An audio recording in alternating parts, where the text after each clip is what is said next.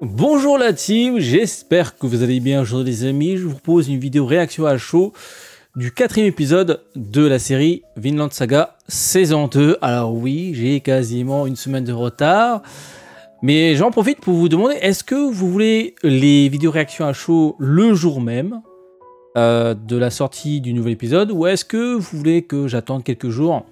Parce que forcément, parler d'un épisode qui vient juste de sortir, alors que peut-être que la plupart d'entre vous n'ont pas encore eu l'occasion de trouver 20-30 minutes pour mater l'épisode tranquillement, voilà, dites-moi dans l'espace commentaire, vous préférez que j'attende quelques jours ou vous préférez que les vidéos sortent le jour même ou à 24 heures après.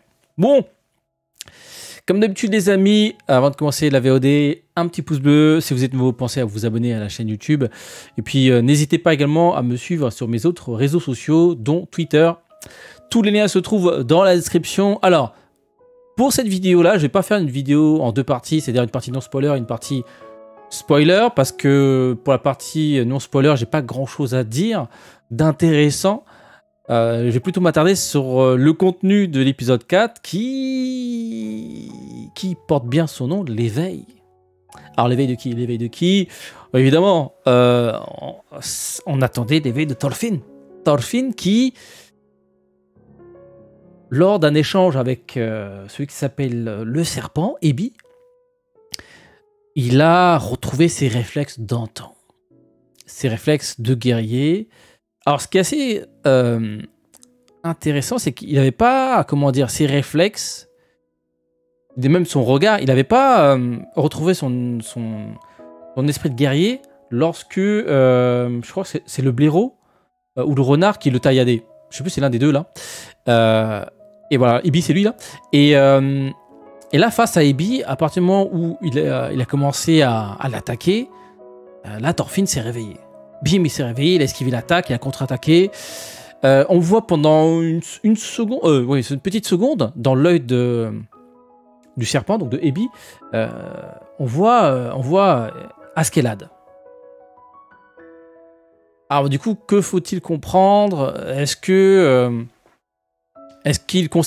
Thorfinn ne considérait pas le blaireau ou le renard comme des guerriers? Du coup, pour lui, c'était pas, c'est pas des dangers, quoi. C'est voilà. Mais face à Ebi, voilà, il a retrouvé ses réflexes. Alors, que faut-il comprendre? Est-ce qu'il a, comment dire, il a besoin d'avoir en face de lui un vrai guerrier, un guerrier qui a comment dire, de la bouteille, qui a tué des gens, du coup ils ont un regard meurtrier, de vrai meurtrier, et c'est peut-être ça qui l'a réveillé, parce que du coup ça l'a fait penser à Askeladd. Donc voilà, scène assez intéressante, qui laisse évidemment présager que du bon pour la suite. Thorfinn n'est pas complètement mort, aussi bien physiquement que moralement. Voilà, c'est ça qui était assez intéressant. C'est que je pense qu'au fil des épisodes, il va revenir. Encore une fois, j'ai lu vos commentaires, je suis conscient que la saison 2 n'a pas grand-chose à voir avec ce que nous a proposé la première saison. La première saison, il y avait pas mal de batailles, il y avait pas mal de guerres de pouvoir, coups de théâtre, etc. Là, on est plutôt, on se retrouve genre après une petite ellipse de plusieurs mois, voire des années, parce que pour l'instant, entre la fin de la première saison et le début de la saison 2, je sais pas combien de temps ça s'est déroulé. La durée de l'ellipse, j'ai du mal enfin, je pense qu'on est pas loin d'1 an, parce que bon, Thorfinn a les cheveux plus longs. Donc voilà. Autre chose intéressante, c'est la tentative d'Einar de tuer notre ami Thorfinn dans son sommeil, comme un lâche. Einar, en fait, j'ai du mal avec lui. J'ai vraiment du mal avec lui. Encore une fois, voilà, je comprends pas pourquoi il a rien fait face aux gens qui ont tué sa daronne et sa sœur. Enfin, déjà la première fois, après la première fois, il était jeune. Je peux comprendre qu'en étant jeune, il savait très bien que physiquement, il pouvait pas faire le poids, mais voilà, lorsque sa daronne et sa sœur sont mortes à côté de lui, je sais pas, il aurait pu réagir d'une autre manière. Et je pense que le fait d'avoir tenté de tuer, comment dire, Thorfinn dans son sommeil, c'est un peu... je crois que c'est la lâcheté qui le rongeait. La lâcheté de n'avoir rien fait. Et qui explique pourquoi il a tenté de le tuer dans son sommeil. En même temps, voilà.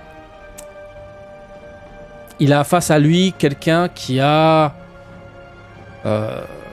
tué des villageois, qui a pillé des villages. Et du coup, voilà, c'est à peu près le même profil que les assassins, les vikings qui ont pillé son village et qui ont tué donc les différents villageois et ce qui lui restait de famille. Mais bon, après c'est ravisé. Et là il y a une scène assez intéressante avec Thorfinn qui hurle, mais qui hurle à la mort. Et franchement, le seiyuu il est incroyable, hein. Le cri qu'il lâche à un moment dans son sommeil, il m'a donné des frissons. En gros, en fait, il revoit durant ces nuits les gens qu'il a tués, en fait. Les gens qu'il a tués, qui le hantent. Et on retrouve ça souvent dans les films de guerre. Les soldats qui rentrent de guerre, ils dorment pas très bien. Peut-être sur le coup de l'adrénaline, ils font des choses qu'ils feront pas en temps normal, parce que moi en même temps c'est vivre ou mourir, tu vois. Soit ils tuent l'adversaire, soit ils sont tués. Mais derrière, l'inconscient, pour lui, ce sont des violences qu'il a imprimées, qu'il peut pas effacer. Et du coup, ça hante la nuit de ses soldats. Donc ici, Thorfinn, quand il dort, en fait, il dort pas. En fait, il revoit les scènes, les nombreux gens qu'il a tués, parce qu'il a quand même tué beaucoup de personnes, juste pour pouvoir proposer un duel à Askeladd. Et maintenant, ça le hante. Ça le hante. Donc du coup, Einar, il a compris que... Comment dire, que ces fameux guerriers pillards qu'il a côtoyés malheureusement durant sa vie, finalement, ils payent le prix, quoi. Ils payent le prix, certes. Sur le moment, ils prennent du plaisir à tuer des gens, etc. Mais une fois qu'ils sortent de la zone de guerre, c'est un peu des coquilles vides qui vivent dans le passé et qui revoient le visage des gens qu'ils ont tués, en fait. Et ça les hante.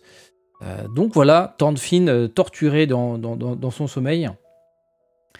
Et du coup, Einar décide de l'épargner.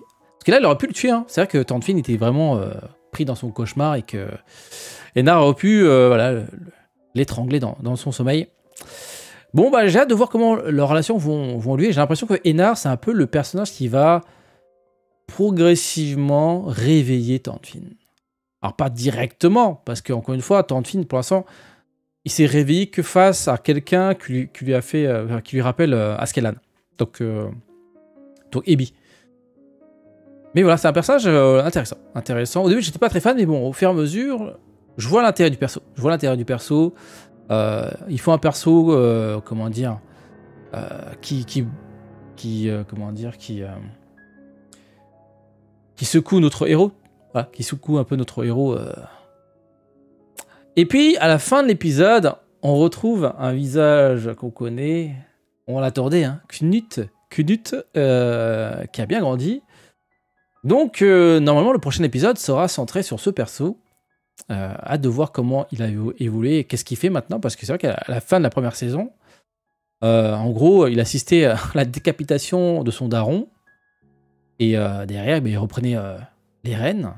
Alors maintenant, la question, c'est est-ce que son frère est d'accord avec tout ça? Parce qu'il a un grand frère qui devait plutôt hériter du trône. Donc voilà. Hâte de voir le prochain épisode. Donc voilà, dites-moi ce que vous en pensez.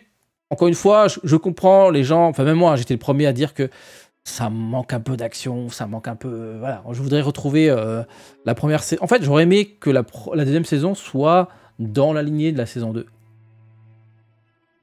Enfin, que la saison 2 soit dans la lignée de la saison 1. Sauf que là, j'avoue qu'il nous propose autre chose. Voilà. Que devient guerrier une fois qu'il n'est plus au combat. Même si, bon, évidemment, c'est un sujet qui revient souvent dans les films ou dans d'autres séries ou animés. Et puis, la présence, donc, quand même, de Abby et peut-être de, comment il s'appelle, de Knut, va peut-être changer les donnes, hein, parce que les guerres ne sont pas finies. Donc voilà les amis, c'est un épisode intéressant. Voilà, l'éveil de Thorfinn m'a bien plu, même si ça a duré une demi-seconde. Donc voilà, sur ce, passez une bonne journée les amis, le petit pouce de soutien, le petit abonnement sur YouTube. N'hésitez pas à me suivre sur mes autres réseaux sociaux, les liens se trouvent dans la description. Et voilà, dites-moi ce que vous avez pensé de ce 4e épisode. Sur ce, à très bientôt. Ciao, ciao.